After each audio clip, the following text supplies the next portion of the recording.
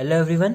इस वीडियो में मैं आपसे उन ड्रग्स के बारे में बात करूंगा जो हमारे पैरासिम्पैथेटिक सिस्टम की एक्टिविटी को बढ़ाते हैं और पैरासिम्पैथेटिक सिस्टम की एक्टिविटी को मिमिक करती हैं।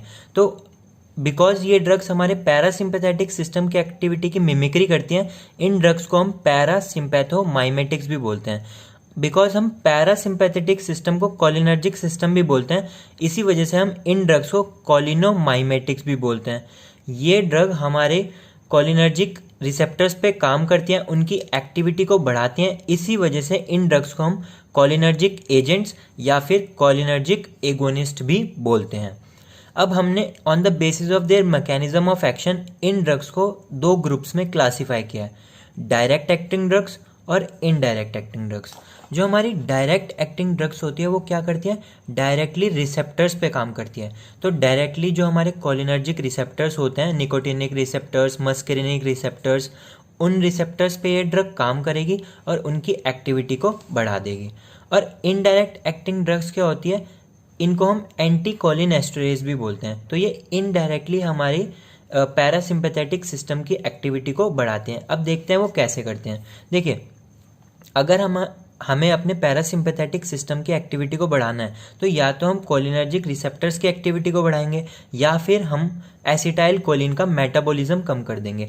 एसिटाइल कोलिन का मेटाबॉलिज्म कम कैसे करेंगे, हम इस एसिटाइल कोलिन एस्टरेज को इनहिबिट कर देंगे। तो वो ड्रग्स जो हम इस एसिटाइल कोलिन एस्टरेज को इनहिबिट करती हैं वो होती है हमारी एंटी कोलिन एस्टरेजेस या फिर इनडायरेक्ट एक्टिंग कोलिनर्जिक एजेंट्स। उस ड्रग से क्या होगा, एसिटाइल कोलिन का अमाउंट बढ़ जाएगा और यहाँ पे हमारी पैरासिम्पैथेटिक सिस्टम की एक्टिविटी बढ़ जाएगी। तो ये जो इनडायरेक्ट एक्टिंग ड्रग्स होते हैं इनको हम एंटी कोलिनेस्टरेजेस भी बोलते हैं। Direct acting drugs on the basis of their chemical structure further divided into choline esters and alkaloids. तो कोलिन एस्टर्स के एग्जांपल है हमारे acetyl choline, bethanechol and carbachol. Acetyl choline, देखिए आप इन तीनों को याद कैसे रख सकते हैं, इन तीनों ड्रग्स में कॉल वर्ड आ रहा है, एसिटाइल कोलिन, बेथेनेकॉल एंड कार्बेकॉल, और ये ABC ड्रग्स हैं। अब हम इन ड्रग्स को डिटेल में पढ़ेंगे। हमने कोलिन एस्टर्स में 3 ड्रग पढ़े, एसिटाइल कोलिन, कार्बेकॉल एंड बेथेनेकॉल। अब हम इन तीनों के एक्शंस और यूजेस देखेंगे। देखिए, जो हमारा कोलिनर्जिक रिसेप्टर्स होते हैं वो 2 टाइप के होते हैं, मस्करेनिक रिसेप्टर्स और निकोटिनिक रिसेप्टर्स। तो एसिटाइल कोलिन इन दोनों पे काम करता है, कार्बेकॉल भी मस्करेनिक रिसेप्टर्स पे भी काम करता है और निकोटिनिक रिसेप्टर्स पे भी काम करता है। पर आपको याद क्या रखना है, जो हमारी बेथेनेकॉल ड्रग होती है वो सिर्फ और सिर्फ मस्करेनिक रिसेप्टर्स पे काम करती है, उसका निकोटिनिक एक्शन एब्सेंट होता है। तो अब हम पढ़ेंगे इनके यूजेस। एसिटाइल कोलिन थेरेपिटिकली यूज नहीं होती है, not useful in therapy because of very short duration of action. तो एसिटाइल कोलिन का very short duration of action होने की वजह से हम इसको थेरेपिटिकली यूज नहीं करते हैं। कार्बेकॉल इज यूज्ड इन ग्लोकोमा। तो देखिए, ग्लोकोमा में क्या होता है, हमारा जो इंट्रा ऑक्यूलर प्रेशर होता है वो बढ़ जाता है। इंट्रा ऑक्यूलर प्रेशर बढ़ने से ऑप्टिक नर्व डैमेज हो सकती है जिससे ब्लाइंडनेस हो सकती है। तो इंट्रा ऑक्यूलर प्रेशर को कम करने के लिए हम क्या ड्रग यूज करते हैं, कार्बेकॉल। अब बेथेनेकॉल के यूजेस देख लेते हैं। Bethanechol is used in post operative urinary retention. तो देखिए, पोस्ट ऑपरेटिव यूरिनरी रिटेंशन एक कॉम्प्लिकेशन है जिसमें जो पेशेंट है सर्जरी के बाद या फिर एनेस्थीसिया लेने के बाद यूरिनेट नहीं कर पाता है। तो यूरिनेट नहीं कर पाएगा क्योंकि उसकी डेट्रूसर मसल रिलैक्स हो चुकी है। तो हम क्या देंगे, एक कोलिनर्जिक एगोनिस्ट देंगे जिसकी वजह से जो हमारी डेट्रूसर मसल है उसका कॉन्ट्रैक्शन होगा और यूरिनेशन हो जाएगा। तो bethanechol is used in post operative urinary retention.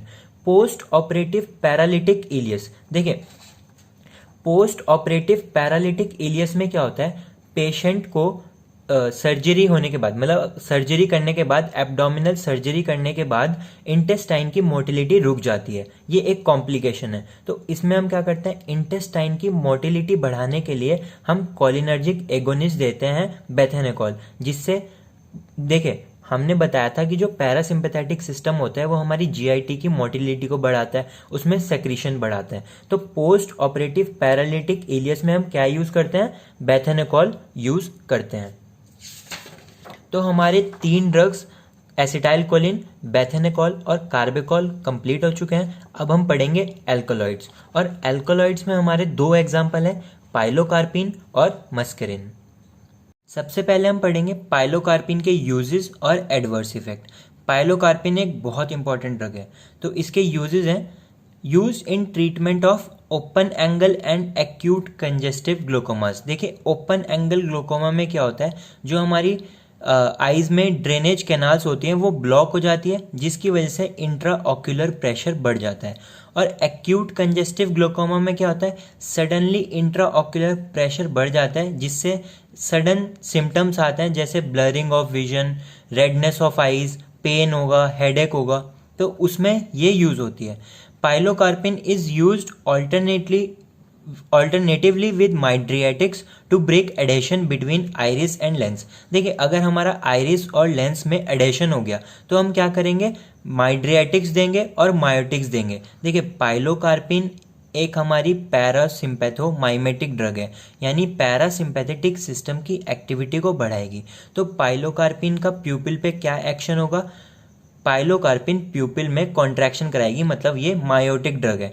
तो हम पाइलोकार्पिन को माइड्रियाटिक्स के साथ ऑल्टरनेटिवली यूज करते हैं to break adhesion between iris and lens. Pilocarpine is use to reverse pupillary dilatation after refractive testing. देखिए जब हम अपना आई एग्जामिनेशन करवाने जाते हैं तो वहाँ पे विजन टेस्ट होता है, जिसको हम रिफ्रैक्शन टेस्टिंग भी बोलते हैं, जिसकी वजह से प्यूपिलरी डायलेट हो जाती है, जो हमारी प्यूपिल है वो डायलेटेड रह सकती हैं। तो अगर हमारी प्यूपिल डायलेटेड रह गई हैं तो उसको ट्रीट करने के लिए, उसको रिवर्स करने के लिए हम पाइलोकार्पिन देते हैं, जिसकी वजह से हमारी प्यूपिल कॉन्ट्रैक्ट हो जाती है और मायोटिक इफेक्ट आ जाता है। अब पाइलोकार्पिन आई पे एक्ट करेगी तो ये सब यूजेस होंगे, लेकिन पाइलोकार्पिन बाकी कोलिनर्जिक रिसेप्टर्स पे भी काम करेंगे, जिसकी वजह से एडवर्स इफेक्ट आएंगे। तो पाइलोकार्पिन ग्लैंड्स पे एक्ट करके सेक्रेशन बढ़ाएगी, हार्ट पे एक्ट करके हार्ट की एक्टिविटी को कम कर देगी। देखिए मैं आपको पहले भी बता चुका हूँ, जो पैरासिम्पैथेटिक सिस्टम होता है जब वो स्टिमुलेट होता है तो हार्ट की एक्टिविटी कम होती है और बाकी सारे ऑर्गन्स की एक्टिविटी बढ़ जाती है। जीआईटी की मोटिलिटी बढ़ने से डायरिया हो जाएगा, लंग्स में कॉन्ट्रैक्शन होने की वजह से ब्रोंकोस्पाज्म हो जाएगा। तो पाइलोकार्पिन में हमने उसके यूजेस पढ़े और एडवर्स इफेक्ट पढ़े। अब आती है मस्करिन। तो मस्करिन जो ड्रग है वो एक्टिव इंग्रेडिएंट है पॉइजनस मशरूम, तो आपको इसमें इतना ही याद रखना है। नेक्स्ट हम पढ़ेंगे, देखिए डायरेक्ट एक्टिंग ड्रग्स हमने कंप्लीट कर चुके हैं, जिसमें हमने 5 ड्रग्स पढ़ी हैं, एसिटाइलकोलिन, बेथेनेकॉल, कार्बेकॉल, पाइलोकार्पिन एंड मस्करिन। अब हम देखेंगे indirect acting cholinergic agents. Indirect acting cholinergic agents को हमने फर्दर 2 ग्रुप्स में क्लासिफाई किया है, reversible indirect acting cholinergic agents and irreversible indirect acting cholinergic agents. तो हम पहले पढ़ेंगे reversible indirect acting cholinergic agents. On the basis of there solubility ये फर्दर डिवाइडेड है लिपिड सॉल्युबल और वाटर सॉल्युबल में। तो हमें लिपिड सॉल्युबल में जो ड्रग्स पढ़नी है उनका नाम है फाइजोस्टिगमिन, टेक्रिन, डोनाजेपिल, रिवास्टिगमिन एंड गैलेंटामिन। देखिए आप इन 3 ड्रग्स को तो ऐसे ही याद रख सकते हैं, इनमें मेन वर्ड आ रहा है फाइजोस्टिगमिन, रिवास्टिगमिन, गैलेंटामिन, टेक्रिन और डोनाजेपिल। अब हम इन ड्रग्स को डिटेल में पढ़ेंगे तो आपको ये ड्रग्स अच्छे से याद हो जाएंगी। Lipid soluble reversible indirect acting cholinergic agonist में हमें पहली ड्रग पढ़नी है फाइजोस्टिगमिन। तो फाइजोस्टिगमिन लिपिड सॉल्युबल है, इसलिए it can cross blood brain barrier. तो आपको याद रखना है it can cross blood brain barrier, क्योंकि ये लिपिड सॉल्युबल है। It is drug of choice for atropine poisoning. देखिए एट्रोपिन क्या होती है, एट्रोपिन ड्रग क्या करती है, मस्करिनिक रिसेप्टर्स को ब्लॉक कर देती है। एट्रोपिन का निकोटिनिक रिसेप्टर्स पे कोई काम नहीं होता, लेकिन atropine blocks all muscarinic receptors. तो इसको हमें रिवर्स करने के लिए हम क्या ड्रग यूज करते हैं, physostigmine. It is drug of choice for atropine poisoning. Physostigmine on chronic use accelerate cataract formation, so rarely used in glaucoma। फाइजोस्टिगमिन को हम ग्लोकोमा में रेयरली यूज़ करते हैं क्योंकि इससे एक कॉम्प्लिकेशन हो सकता है, कैटरैक्ट हो सकता है। तो हमने फाइजोस्टिगमिन पढ़ ली है। अब हम बाकी 4 ड्रग्स पढ़ेंगे, दैट इज टेक्रिन, डोनाजेपिल, रिवास्टिगमिन एंड गैलेंटामिन। देखिए, ब्रेन में हमारे एक एरिया होता है जिसको हम नाम देते हैं बेसल न्यूक्लियस ऑफ मेनट। इस एरिया का काम क्या होता है? Acquiring and retaining memory. तो और इस फंक्शन को कौन करता है? Acetyl choline. तो अगर हमारा डीजनरेशन ऑफ कोलिनर्जिक न्यूरॉन्स हो जाए बेसल न्यूक्लियस ऑफ मेनट, देखिए इस एरिया में जो कोलिनर्जिक न्यूरॉन्स हैं जो हमारा एसिटाइल कोलिन रिलीज कर रहे हैं, अगर वो डीजनरेट हो जाए तो हम मेमोरी रिटेन नहीं कर पाएंगे, जिससे लॉस ऑफ मेमोरी हो जाएगी और उस डिजीज़ को हम बोलते हैं अल्जाइमर्स डिमेंशिया या फिर सेनाइल डिमेंशिया। तो इस डिजीज़ को हमें ट्रीट करना पड़ता है। इसको हम ट्रीट कैसे करेंगे? हम एसिटाइल कोलिन का अमाउंट बढ़ा देंगे ब्रेन में। तो एसिटाइल कोलिन का अमाउंट ब्रेन में कैसे बढ़ा सकते हैं? तो हम क्या देंगे? कोलिनर्जिक एगोनिस्ट देंगे जो हाईली लिपिड सॉल्युबल हो और 100% ब्रेन में एंट्री करें। तो देखिए, हम इस वाली डिजीज़ में फाइजोस्टिग्मिन यूज़ नहीं करते हैं। फाइजोस्टिग्मिन इसलिए यूज़ नहीं करते क्योंकि फाइजोस्टिग्मिन लिपिड सॉल्युबल तो है, पर ये बाकी बॉडी पार्ट्स पे भी काम करती है। तो हमें ऐसी ड्रग चाहिए जो हाईली लिपिड सॉल्युबल हो और 100% ब्रेन में एंटर करे। तो हमने एक ड्रग डेवलप करी, दैट इज़ टैक्रीन, और कुछ समय तक टैक्रीन ड्रग ऑफ चॉइस थी अल्जाइमर्स डिमेंशिया में। लेकिन हमने नई ड्रग डेवलप करी है डोनेजेपिल, रिवास्टिग्मिन एंड गैलेंटामिन, जो अब ड्रग ऑफ चॉइस है अल्जाइमर्स डिमेंशिया के लिए। टैक्रीन बिकॉज शॉर्ट एक्टिंग थी, हिपैटोटॉक्सिक थी, इसलिए अब वो यूज़ नहीं होती। तो नई ड्रग जो है donepezil, rivastigmine and galantamine are drug of choice for Alzheimer's dementia और सेनाइल डिमेंशिया। तो हम ये लिपिड सॉल्युबल में पांचों ड्रग पढ़ चुके हैं, दैट इज फाइजोस्टिग्मिन, टैक्रीन, डोनेजेपिल, रिवास्टिग्मिन और गैलेंटामिन। अब हम पढ़ेंगे water soluble reversible cholinergic agents, और इसमें हमें पढ़ना है नियोस्टिग्मिन, पाइरिडोस्टिग्मिन एंड एड्रोफोनियम। अब हम इन ड्रग्स को डिटेल में पढ़ेंगे। So water soluble reversible indirect acting cholinergic agonist में हमें पहली ड्रग पढ़नी है नियोस्टिग्मिन। अब बिकॉज ये वाटर सॉल्युबल है तो it can not cross blood brain barrier, जिसकी वजह से it has no central side effects, मतलब ब्रेन पे ये एक्ट नहीं करेगा, तो ब्रेन का कोई भी साइड इफेक्ट हमें नहीं देखने के लिए मिलेगा। Neostigmine mainly act on neuromuscular junction, GIT and urinary bladder. अब देखें, न्यूरोमस्कुलर जंक्शन में आपको पहले बता चुका हूँ कौन से रिसेप्टर प्रेजेंट होते हैं, एनएम रिसेप्टर्स, और जीआईटी और यूरिनरी ब्लैडर पे एम3 रिसेप्टर प्रेजेंट होते हैं। तो पहले हम नियोस्टिग्मिन के यूजेस देखेंगे। Neostigmine is used in myasthenia gravis. तो देखिए, माइस्थेनिया ग्रेविस एक ऐसी डिजीज है जिसमें ऑटो एंटीबॉडीज बनती हैं against NM receptor at neuromuscular junction. तो एनएम रिसेप्टर्स के खिलाफ एंटीबॉडीज बनेंगी, ऑटो एंटीबॉडीज बनेंगी, जिसकी वजह से हमारा एनएम रिसेप्टर स्टिमुलेट नहीं हो पाएगा और मसल वीक हो जाएंगी। तो हम क्या देंगे? नियोस्टिग्मिन देंगे। नियोस्टिग्मिन देने से नियोस्टिग्मिन डायरेक्टली एक्ट करेगी और इनडायरेक्टली एक्ट करेगी। डायरेक्टली स्टिमुलेट एनएम रिसेप्टर, तो डायरेक्टली एनएम रिसेप्टर को स्टिमुलेट कर देगी, और इनडायरेक्टली इनहिबिट करेगी एसिटाइल कोलिन एस्टरेज को, जिसकी वजह से हमारा न्यूरोमस्कुलर जंक्शन पे एसिटाइल कोलिन का अमाउंट बढ़ जाएगा। Neostigmine is also use in post operative paralytic ileus and urinary retention, और इन दोनों टर्म्स के बारे में मैं आपको पहले बता चुका हूँ जब हमने बेथेनेकॉल ड्रग पढ़ी थी। And it is used in curare poisoning. तो आपको नियोस्टिग्मिन में इतना ध्यान रखना है। नेक्स्ट ड्रग हम पढ़ेंगे पाइरिडोस्टिग्मिन। पाइरिडोस्टिग्मिन के बस हमें 3 ही पॉइंट्स पढ़ने हैं। It has longer duration of action than neostigmine, less potent than neostigmine and better tolerated by myasthenic patient. बाकी सारे काम सेम होते हैं बिल्कुल नियोस्टिग्मिन की तरह, but longer duration of action है और लेस पोटेंट है देन नियोस्टिग्मिन।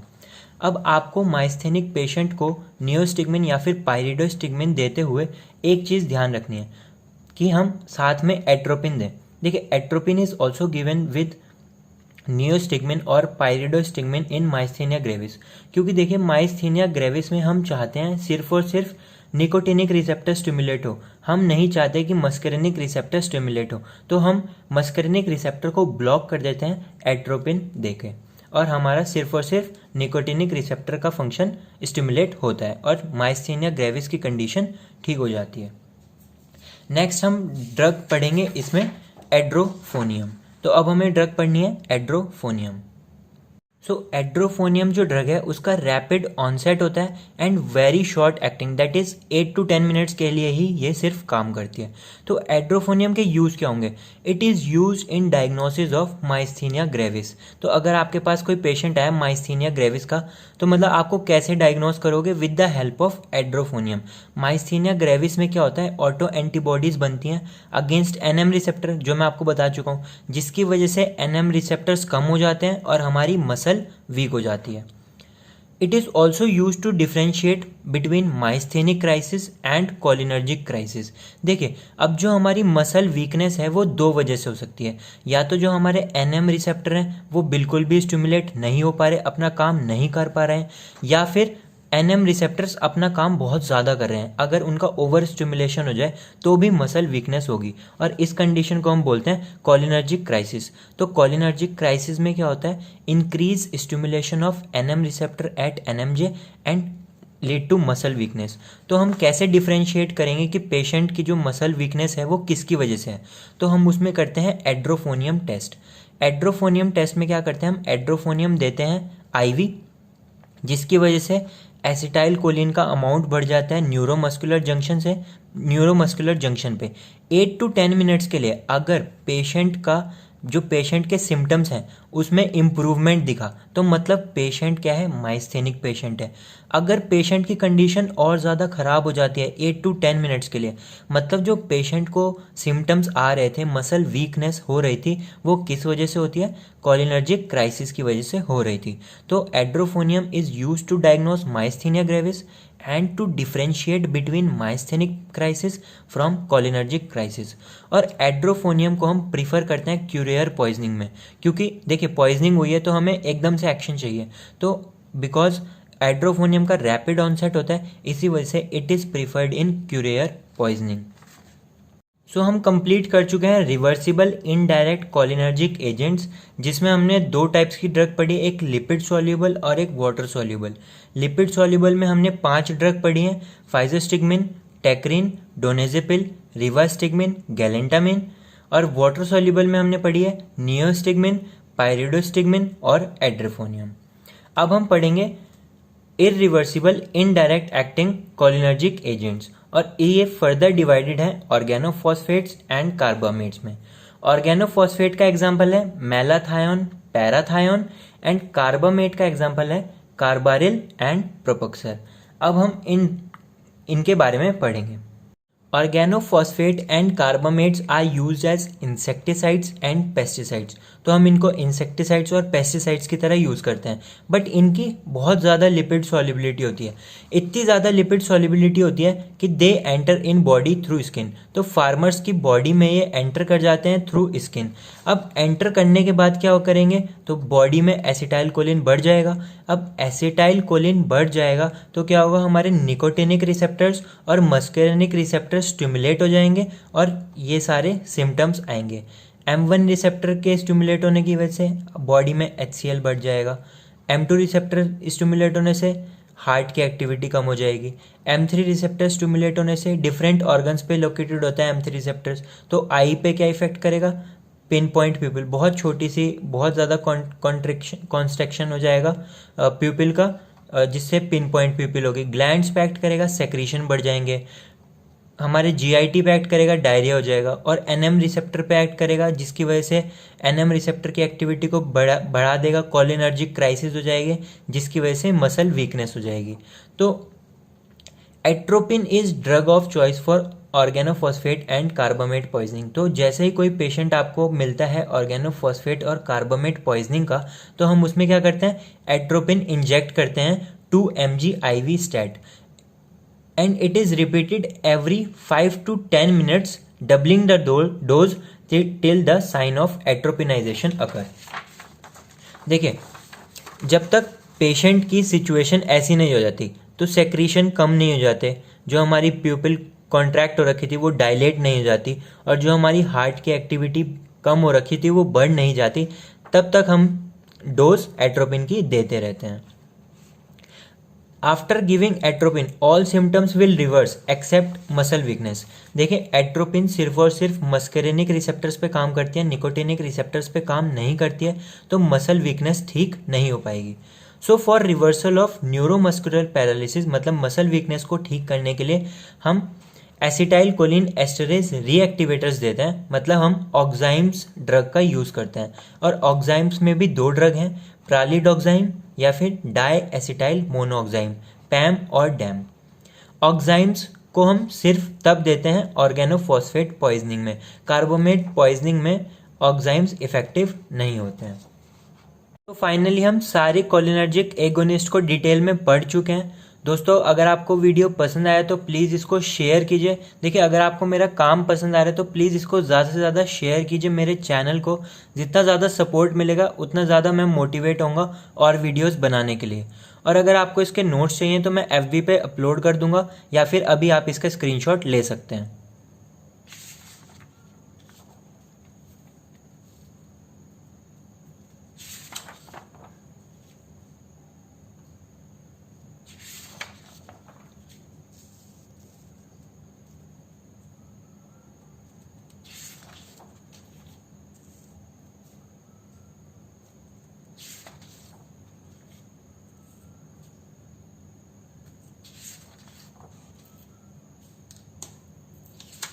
ये पहले ये वाला आएगा पेपर, पहले ये साइड आएगी,